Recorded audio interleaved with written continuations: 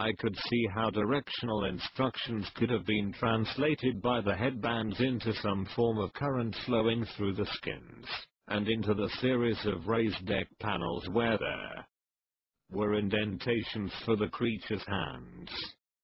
The indentations on these panels, as the Roswell field reports described them, looked like the handprints pressed into the concrete at the old Grauman's Chinese Theater in Hollywood. Note KGB Major wrote small hand indentations were located on the display panels. Were the directional commands a series of electronic instructions transmitted directly from the creature's brains along their bodies, and through the panels into the ship itself, as if the ship were only an extension of the creature's body? For that to have been the case, something was still missing. The engine. What if the craft itself were the engine, imparted with a steady current from another source that it stored, as if it were a giant capacitor?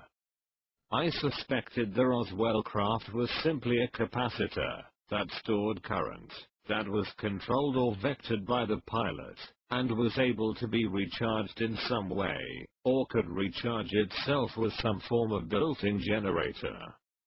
That's the way I believed the spacecraft was navigated, by direct interaction between the electronic waves generated within the minds of the pilots and the craft's directional controls. The electronic brain signals were interpreted and transmitted by the headband devices, which served as interfaces and perhaps used the small hand indentations described by the KGB major on the ship's panel to interface with the ship.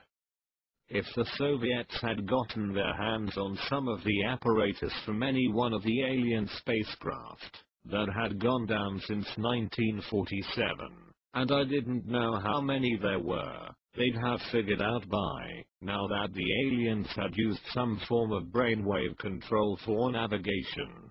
How they directed their thoughts, or translated them into an electronic circuit, we didn't know.